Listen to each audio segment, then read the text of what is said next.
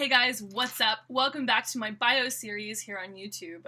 Continuing in the realm of fashion influencers who I am obsessed with, Marc Jacobs is another designer who is beyond influential inside of fashion and has been since the 80s when he started his first collection for Perry Ellis.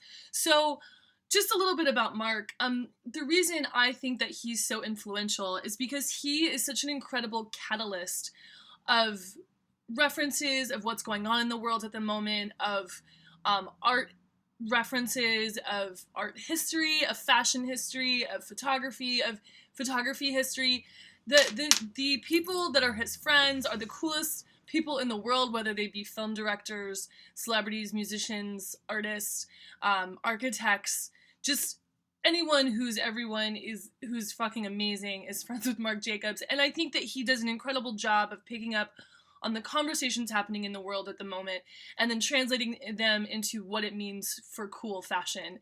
And I also think that Marc, since he started in the 80s, has really been able to define what a cool girl wants to wear, you know, and I hate the word downtown style because it's such a fucking cliche, but he has always defined what the cool girl, the Sofia Coppola wants to wear, you know, Courtney Love, you know, and then he did, you know, his campaigns with Jurgen back in the day were always these amazing celebrities like Dakota Fanning and Stephanie Seymour and Victoria Beckham. I mean, that was one of my favorite campaigns. Jennifer, Jason Leigh, just always working with the coolest women in the world. And yeah, so about his history, he was born April 9th, 1963 in NYC, grew up in New York, and went to Parsons in 1984 and ended up getting, while he was there as a student, the Design of the Year Student Award from Parsons. So his kind of, you know, he started his first collection. He did a hand knit collection of sweaters while he was still at Parsons, and then ended up doing his first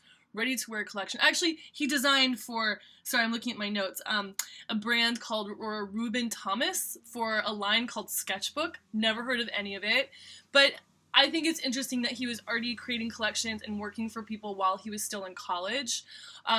You know, one of the themes inside of these bios is really looking at these incredible influential people who all started usually in their teens being obsessed with fashion, and then as soon as they were in school or even before they started college, started working in fashion as fast as they could. And Marc was absolutely no exception to that rule. He also, when he was 15 years old, still finishing high school, he was also working at a boutique called Charivari that I've never heard of. It was an avant-garde boutique in New York at the time that it's now out of business. But, you know, everybody started working when they were 14 or 15 in these bios is what I've noticed.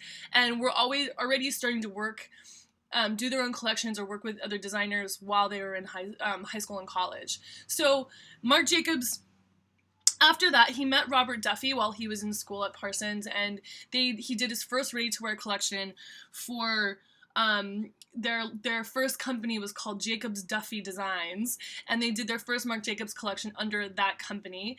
And then he ended up getting the Perry Ellis Award from the CFDA in 1987 as for the Young Designer of the Year award.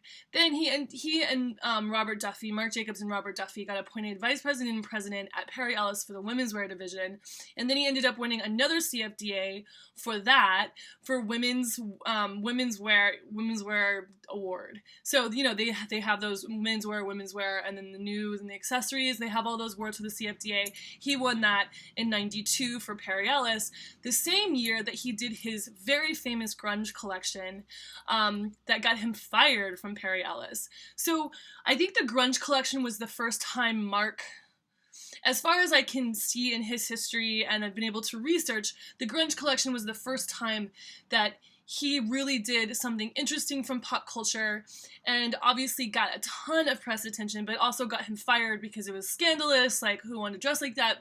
People weren't doing that for ready-to-wear collections at that point in time. Everybody was doing more glamorous kind of style, and so for Marc to do something that was, you know, so influenced by street culture and by music and by something that wasn't glamorous was a big deal. So that grunge collection was absolutely incredible. One of my favorite, you know, moments in the early 90s, and and then Grace Cunnington did that incredible great grunge story with Stephen Meisel, Kristen McMenemy, and Naomi, and Nadia Yurman. And so, you know, he was a big part of making that kind of grunge thing happen inside of fashion. Now, in 93, after they were fired, Robert Duffy and Marc Jacobs were fired from Perry Ellis, they started what is now still Marc's company, Marc Jacobs International. So they launched menswear in 94, and then in 97, Marc and Robert were brought into Louis Vuitton, and Marc was named the creative director for Louis Vuitton. Now, this was a big deal because Louis Vuitton at that point was just kind of a stuffy luxury company doing luggage and bags. And when Marc brought in, he was the first one to do the women's wear, the clothing, ready to wear for the collection. So those shows were all incredible. He fucking killed it at Louis Vuitton, and he ended up being there until 2013. Now, another thing he did at Louis Vuitton that was just completely incredible was bringing in artists to work with him on the collections. Steven Sprouse was one of the first collaborations he did. Then there was Takashi Murakami. Then there was Richard Prince. And then he even started working with celebrities like Kanye West, which, you know, nobody was doing that back then. So he was kind of the first one to bring in this high-end fine artist collaboration concept, and then also start to bring in the kind of high-end celebrity stuff. So, and then he ended up having Sofia Coppola come in and do a bag line while he was there. Just incredible, like, groundbreaking business concepts for a fashion luxury brand. So I really kind of give him major props for doing all that. Everybody else has copied him since then. And then in 2001, he started his Marc by Marc Jacobs collection, which was his contemporary brand, a little more affordable and for a little bit more of a younger girl. Marc by Marc Jacobs is killing it again now these days because he's appointed Katie Hillier and Luella Bartley there as creative directors, and they're just doing all the cool stuff that girls want to wear now. The collection is everywhere. I've seen it on a lot of celebrities. I've seen it on the magazines. We're all obsessed with it. So Marc kind of started killing it there. He also launched beauty. Soon after, he launched fragrance first.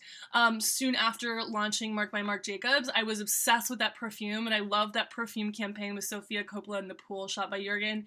And then in the last couple of years, he launched his beauty line with, and I love the first couple of images, and the images that David Sims did of Jessica Lange were just amazing. And, you know, and his cosmetics are fucking awesome. That mascara is beyond. I love the Sharpie eyeliner. He's amazing. So, you know, there's kind of nothing that Marc can't do. I also love the Bookmark stores that he's opened. I think that, you know, Marc Jacobs and Robert Duffy have been so innovative inside of fashion business and how to expand the brand. I mean, Bleecker Street in the West Village in New York is owned by Marc Jacobs, in my opinion. They have an amazing accessory store. They have the Marc by Marc stores. They have, like, the men's Marc store. They have the Little Marc store for kids. I mean, they're just completely innovative on the way they've been approaching fashion, luxury, retail on a smaller boutique level and killing it. And the Bookmark stores are still one of my favorite bookstores in the world. The ones in Paris and the one here in LA and the one in New York. So I think that Marc, you know, obviously everyone knows about his creative inspiration, and you look at his shows, he's one of the first one to do the cool celebrity ad campaigns that are just completely off the cuff. He's a long time, you know, bringing Cindy Sherman in to do a campaign series with Jürgen Teller, you know, shooting I can't believe I can't say her name, Dakota Fanning, and having the whole collection made in her size for the ad campaign. Kind of amazing when she was still a kid. You know, he's not scared of being controversial, and I remember once when I was sitting with him, I worked with him at Louis Vuitton Menswear, when he was doing, you know, the collection there, and I produced the show when I was working for KCD, and I remember sitting around, we were talking, I think one of his friends, like Little Kim or Courtney Love or Winona Ryder, one of those girls was going to court, and he was laughing about how he always dresses his friends to go to court, because when they're going to these court cases, no one else wanted to dress them, but Marc was, I just thought it was incredible. He always talks about how these women, his friends, had always been there for him in hard times, and so he always remained there for people. You know, fashion in his community and the people he works with are very close to him. When you walk, you know, when you go to his company, a lot of people have been there almost since he started, you know, in the 90s, in the late 90s, and working with him at KCD, I just got to see how intelligent and down to earth, but incredibly intelligent and, you know, inspiring this man is. And the coolest fucking people, and then some of the nicest people in the world working around him.